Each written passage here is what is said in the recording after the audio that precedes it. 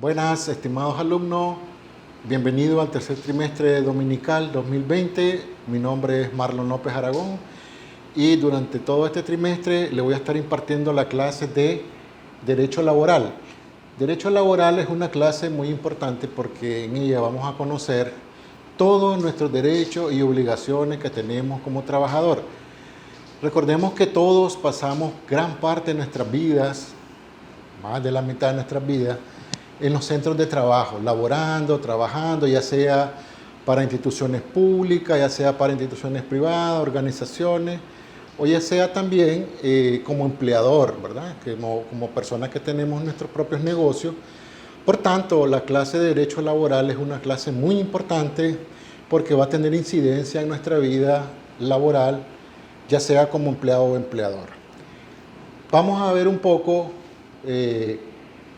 lo que vamos a ver en el programa de Derecho Laboral a lo largo de esta clase, ¿verdad? Y tenemos que primero vamos a ver los principios que regulan el derecho laboral. En nuestro ordenamiento jurídico interno tenemos una serie de leyes, ya tenemos más de 1000 leyes, y cada ley trae o se basa en principios. Por ejemplo, tenemos leyes de derecho penal, de derecho civil, de derecho mercantil, ¿verdad? De derecho de familia. Recientemente, hace 4 años, el Código de Familia. Pues entonces vamos a ver qué es lo que se basa, los principios en que se basa el derecho laboral. Tanto los principios que establece la ley como los principios que establece la Constitución Política de la República. Vamos a ver quiénes son sujetos de derecho en cuanto a relación laboral. ¿Quién es el empleador o cuál es el papel del empleador y cuál es el papel del empleado o el trabajador? Hoy en día, en los nuevos términos administrativos, ya el trabajador o el empleado ya ese término ya se va desapareciendo, ¿no? Sino que ahora, pues, las organizaciones modernas le llamamos nuestros colaboradores o también le llamamos nuestros socios, nuestros asociados, que es una forma de integrar al trabajador y empoderarse de la organización. Entonces vamos a ver cuál es el papel fundamental de cada uno de ellos. Vamos a ver el contrato de trabajo, cómo se establece una relación laboral. O sea, qué elementos debe de contener un contrato de trabajo. Porque muchas veces es costumbre del empleador no hacerle contrato formal de trabajo a los colaboradores que ingresan a la organización, y por lo tanto se hace un problema jurídico una vez que se termine la relación laboral. Entonces yo les voy a explicar cómo elaborar un contrato, los términos en que se puede elaborar un contrato, ¿verdad? El tipo de contrato que existen, por ejemplo el contrato formal o por escrito, el contrato verbal, dónde opera el contrato verbal, ¿verdad? Ahí existe el contrato verbal, que prácticamente opera solamente en el campo o en el servicio doméstico. Vamos a ver un poco también sobre cómo se pueden suspender y terminar los contratos. Ahorita que estamos atravesando una situación de la pandemia, muchas organizaciones, muchas empresas se han visto en la obligación de hacer cierre de negocio. Pero muchas veces dicen, bueno, yo no quiero deshacerme del trabajador porque no lo estoy despidiendo, no me estoy deshaciendo de él. Entonces, hay figura en el derecho laboral que permite una suspensión del contrato por un tiempo determinado, y es precisamente lo que están haciendo las organizaciones. Para no despedir y pagar todas esas indemnizaciones, lo que está haciendo es la suspensión del trabajo. Yo voy a explicar cómo se va a hacer. ¿Por qué? Porque hay un proceso. Y muchas veces en el Ministerio del Trabajo, si uno no cumple ese proceso, está sujeto a multas y sanciones. Y hay empresas que ya han sido sancionadas y multadas porque no han llevado un debido proceso en cuanto a la suspensión de los contratos colectivos. Vamos a hablar un poco de eso. ¿Cómo se termina el contrato de trabajo? O sea, la rescisión del contrato. ¿Cómo se rescinde un contrato de trabajo? Hay una serie de articulados en la ley que va desde el artículo 41, 42, 43, 44, 45, 46, 47, 48, cómo se utilizan estos artículos, cómo se aplica al trabajador, qué es lo que tiene derecho el trabajador una vez que le cancelan el contrato, ya sea por cualquiera de estos artículos. Y finalmente, que si alguno de estos despidos lleva algún trámite ante el Ministerio del Trabajo. Ojo con eso, porque ¿qué es lo que pasa? Hay empleadores que despiden mal, y una vez que se va a un juicio laboral por haberlo despedido mal, tiene que reintegrar a la persona, pagarle salarios caídos y se le hace una complicación enorme. Luego vamos a ver un poco sobre las jornadas de trabajo, cuáles son las diferentes jornadas que existen, cuánto tiempo tiene cada jornada, ¿sí? O sea, cuánto es la duración de las diferentes jornadas, que esa es ha habido otra situación de que hay empleadores, ¿verdad?, que al trabajador le obligan a pasarse de la jornada. O sea, hay trabajadores que laboran más de la jornada ordinaria y esto está prohibido por el Ministerio del Trabajo. Entonces vamos a explicar un poco cuánto es la duración y qué pasa si uno labora más de ese término de tiempo. Los descansos y permisos. La ley establece una serie de días, ¿verdad? En la ley, por ejemplo, los feriados. O sea, hay siempre una mezcla entre feriado y asueto. ¿Sí? Feriados son de obligatorio descanso y ya están en la ley. Vamos a ver cuáles son estos. ¿Y qué pasa si uno lo trabaja? Los asuetos son aquellos que lo puede declarar el Poder Ejecutivo a través del Ministerio del Trabajo por alguna festividad que tiene incidencia laboral, o los asuetos que declaran los alcaldes, las alcaldías municipales, donde, ¿verdad?, puede ser con goce de salario o a cuenta de vacaciones. Vamos a explicar un poco eso porque siempre ha habido una mezcla en cuanto a feriado, en cuanto a asueto, etc. Y los permisos que otorga la ley, ¿verdad?, que está establecido cuáles son, que son permitidos para el trabajador con goce de salario, ¿verdad? ¿Qué permisos autoriza la ley para el trabajador si cumple ciertos requisitos? Por ejemplo, ¿cuántos días le tienen que dar a una persona si fallece un familiar? Ojo, el Código del Trabajo solo te establece si fallece, por ejemplo, padre, madre, esposa e hijo. Que se murió mi hermano, no, lo siento, no te cubre el código. Que se murió mi abuelita, pero era como mi mamá, tampoco. La ley es taxativa a quién cubre, ¿verdad?, estos permisos con goce de salario. Vamos a ver lo que es el salario en sí, las diferentes formas de salario. Para ello, yo le subí en la plataforma, ¿verdad?, una serie de leyes que está dentro de eso. Está la Ley 185, Código del Trabajo, que es la que vamos a utilizar permanentemente. Ahí está todo, la carnita de la clase está en esta ley. Pero también existen otras leyes conexas, o sea, otras leyes relacionadas al Código del Trabajo. Por ejemplo, la Ley 625, que es la ley del salario mínimo. Ahí se establece cuál es el salario mínimo que debe de pagar un empleador, cómo se negocia, cómo se hacen los trámites para llegar a una negociación del salario mínimo, que en todo caso el que preside la mesa de negociación del salario mínimo es el ministro del Trabajo, ¿verdad? Y por lo general los que negocian en este sentido son los representantes del empleador, que por lo general está presente el COSEP, que es la Cámara, el Consejo Superior de la Empresa Privada, con sus cámaras, y por el otro lado, en la parte de los trabajadores, pues están las diferentes centrales sindicales, federaciones sindicales que representan a los diferentes sectores de los trabajadores. Y por último, vamos a ver un poco sobre las prestaciones sociales a que tiene derecho el trabajador y su manera de cálculo.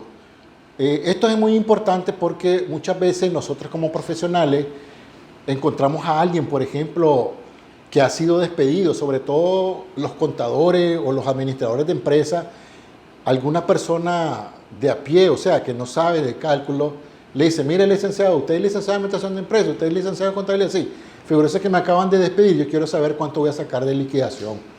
Entonces, yo les voy a enseñar y vamos a hacer una serie de ejercicios de cómo calcular las prestaciones, las indemnizaciones y todo lo que se refiere a una liquidación final.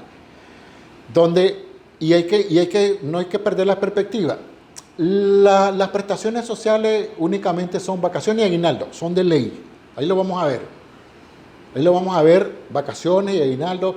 ¿Cuánto acumula de vacaciones una persona al mes? ¿Por qué acumula eso? ¿Qué pasa si está de subsidio? ¿Qué pasa si está de permiso?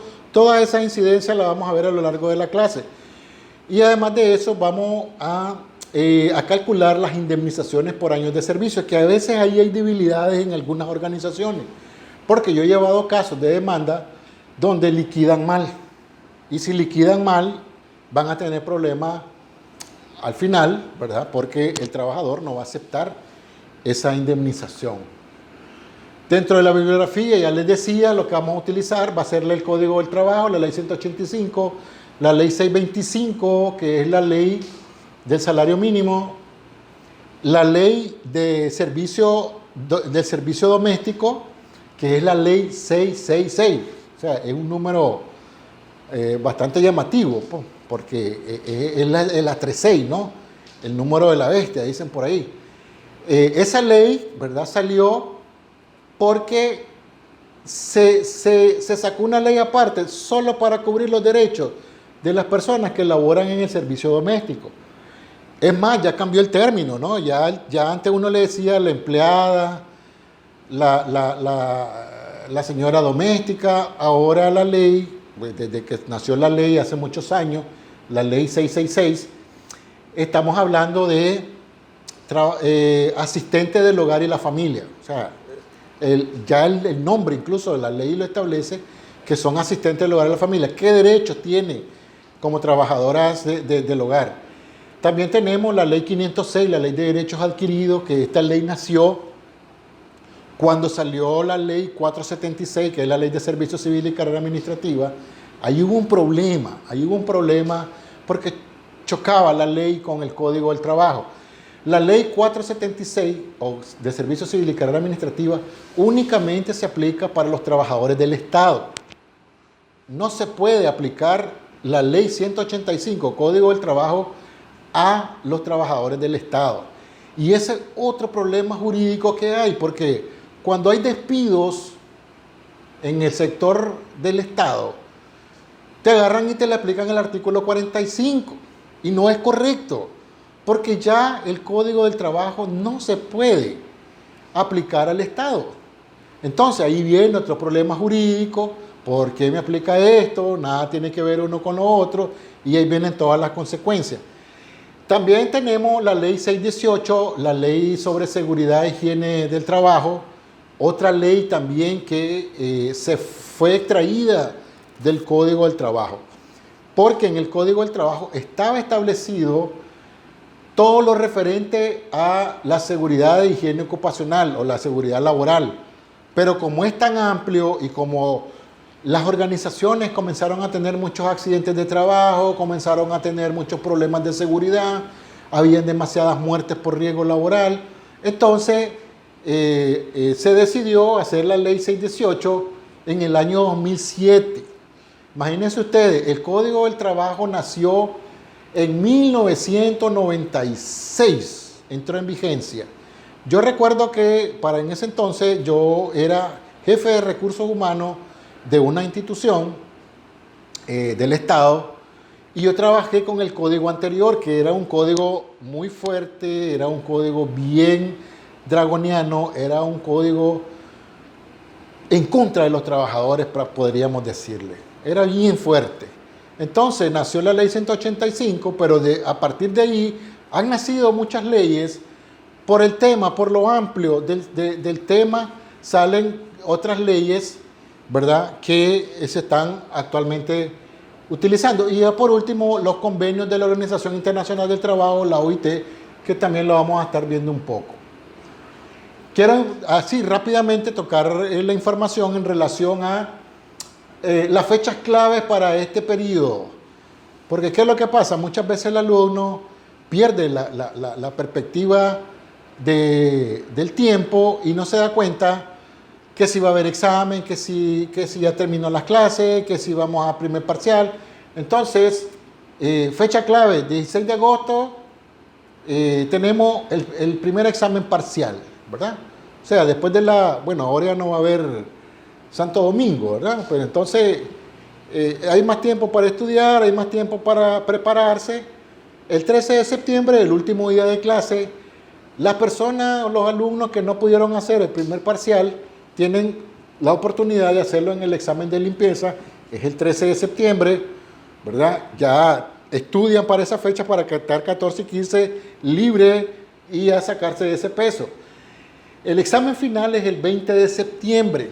El 20 de septiembre tenemos el examen final y por último, espero no sea el caso acá, el examen de reparación, si no llegan a la nota de 60, pues es el 4 de octubre.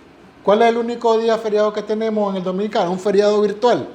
Es el 19 de julio, ¿verdad? Que está establecido en la ley que se celebra el Día de la Revolución Popular Sandinista.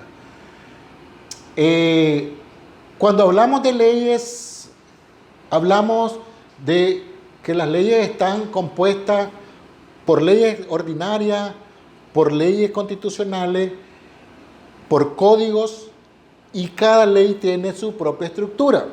¿Qué significa esto?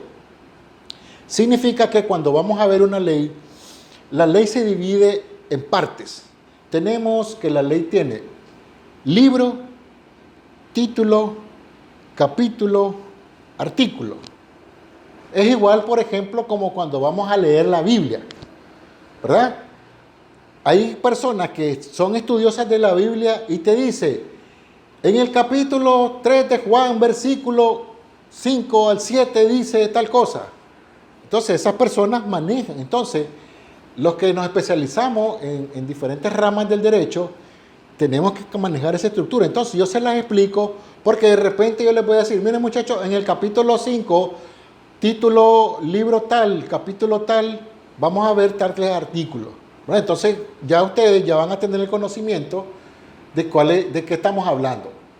Entonces tenemos que en el Código del Trabajo, la estructura rápidamente, el libro primero es el derecho sustantivo. ¿Qué es el derecho sustantivo? El derecho escrito, el derecho que ahí está en papel. Título preliminar, los principios fundamentales, es la primera tarea que yo asigné, que la tienen que entregar ya este próximo domingo. ¿Cuáles son los principios fundamentales del derecho laboral? Objeto y ámbito de aplicación, ¿dónde se aplica? Recordemos que el Código del Trabajo únicamente se aplica ¿dónde? Se aplica entre la relación empleado-empleador privados. ¿Por qué? Porque cada institución del Estado tiene su propia ley. O sea, para el Estado rige la 476, pero hay poderes del Estado que tienen leyes específicas que se le llaman leyes orgánicas. Por ejemplo, tenemos la ley orgánica de la Contraloría, la ley orgánica del Poder Judicial, la ley orgánica del Poder Ejecutivo, Poder Legislativo, que es la Asamblea. Eso aplican su propia ley. ¿Quiénes son los sujetos de derecho? Vamos a ver quiénes pueden ser sujetos de trabajo, quiénes pueden trabajar. Dice la ley que son aptos para laborar los mayores de 16 años. ¿Y por qué 16 años? Porque a los 16 años no se adquiere derecho, sino que se hace uso de ciertos derechos que se le llaman goce de ciertos derechos, por ejemplo, a un empleo, porque le dan su cédula de identidad. A los 16 años, la ley de identidad ciudadana establece que una persona, no es que adquiere la mayoría de edad, ojo, porque la mayoría de edad es hasta los 18, pero sí, ya tiene cédula y ya puede tener una relación, un vínculo laboral, puede firmar contrato y votar. Esas son las dos cosas que puede hacer la persona que tiene cédula. En algunos casos hay organizaciones que ¿cómo se llama? Firman hasta tarjetas de crédito a menos de 18 años, se meten a un problema jurídico. ¿Cuáles son las obligaciones de los trabajadores, los empleadores? ¿Cuáles son las formas de contrato? ¿Cómo se suspende un contrato? ¿Cómo se establecen las jornadas, los salarios, etcétera? Por lo tanto, Vamos a basarnos todo en los principios fundamentales. Como yo le decía al inicio, hay principios en todo derecho. Por decir algo, en el derecho penal, un principio fundamental en derecho penal dice, todo mundo es inocente hasta que se le demuestre lo contrario. Antes se decía, todo mundo es culpable o todo mundo es sospechoso hasta que se... No, todo mundo, toda persona es inocente hasta que no se le demuestre lo culpable. O toda persona tiene derecho a la defensa, el principio de indefensión. Nadie puede quedar indefenso. Entonces, así en el derecho laboral, ¿verdad? Tenemos derechos que están en la Constitución Política de la República y dentro de estos derechos que existen, de los principios, tenemos, por ejemplo, voy a mencionar rápidamente los principios más importantes, la inembargabilidad del salario mínimo. Significa que el salario mínimo no puede ser embargado. Y cuando veamos salario, vamos a ver a qué se refiere el salario mínimo. No puede ser embargado. O sea, si una persona tiene una deuda con alguna institución, alguna empresa, la empresa no puede embargarle el salario porque es un principio de derecho que está prohibidísimo. Ojo, salvo que sea por pensión alimenticia, ahí sí. Si es pensión alimenticia, si es alimento, sí se puede embargar. Derechos a condiciones laborales humanos, o sea, tienen que darle el mínimo, dice el código, en la ley 618 también, las condiciones de trabajo a los empleadores. Hay empleadores que no le dan las condiciones de trabajo al empleador, al colaborador, y luego se meten a problemas cuando le cae una inspección del Ministerio del Trabajo. Otro derecho muy fundamental es que todo el mundo tiene que tener una jornada, un periodo de descanso. Vamos a ver cuáles son los periodos de descanso. En este caso, el séptimo día, que por lo general es el domingo, pero hay instituciones que por su naturaleza, el séptimo día lo pueden tomar tal vez si la organización trabaja o su fuerte de trabajo son los fines de semana, pues la persona muchas veces agarra ya sea martes, miércoles o lunes, su séptimo día. Tiene derecho a eso. Tiene derecho a la seguridad social. Todo empleador está obligado a reportar al INSS a sus trabajadores. ¿Para qué? Para que tengan protección a la hora de un accidente, a la hora de cualquier situación que complique la vida o la salud del trabajador, ¿verdad? Esté cubierto por la seguridad social. También el principio el límite de la autonomía y la voluntad. ¿Qué es lo importante de este principio? Y quiero que quede claro, porque este principio es el que se viola mucho en las organizaciones. La limitación de la voluntad de las partes o de la voluntad de la persona. ¿Qué es lo que pasa? Hay trabajadores, por ejemplo, que acuerdan con el empleador algo que está fuera de la ley. Y sucede mucho, y esto causa problemas. Por ejemplo, lo más común que yo he visto en toda mi vida que he sido director de recursos humanos y áreas de jefe personal, por ejemplo, se acostumbraba mucho que decía, bueno, la persona va a prenatal, ¿verdad? O sea, tiene un periodo de 28 días prenatal antes del parto. Entonces, dice la trabajadora, mire, señor empleador, fíjese que yo me siento bien, yo estoy tranquila, qué sé yo, me siento bien, yo quiero trabajar hasta que venga el parto. Y ese tiempo que laboro, me lo suma al postnatal. Y la persona sigue trabajando después de los 28 días. ¿Qué es lo que sucede? Si a esta persona le sucede algo, va a tener serios problemas el empleador con la parte del INSS. Entonces, no puede el empleador o el trabajador sobreponer su voluntad sobre la ley. Eso es lo importante. El principio indubio pro operario es cuando, si hay algo en la ley que no está claro, si hay algo, un artículo que no está bien interpretado, o a la hora de un juicio o a la hora de un proceso, no está clara una situación en el código o en las diferentes leyes que se utilizan, pues se va a utilizar lo más razonable a favor del trabajador. Lo que le llaman muchas veces, por ejemplo, en derecho penal, la duda razonable. No pudiste demostrar que yo soy culpable, está la duda, hay una duda razonable, entonces es a favor del trabajador. Principio de estabilidad laboral, que el trabajador tenga estabilidad a lo largo de su vida laboral, ¿verdad? Y que sepa de que va a trabajar por mucho tiempo para una organización. Por el momento esto sería la parte introductoria. En la próxima pues ya vamos a estar entrando en temas sobre lo relacionado al contrato de trabajo, que ya lo pueden ir leyendo, ya están en la plataforma, el código del trabajo, ya lo pueden ir leyendo la parte de contrato, qué es lo que tiene un contrato, los elementos del contrato, etcétera.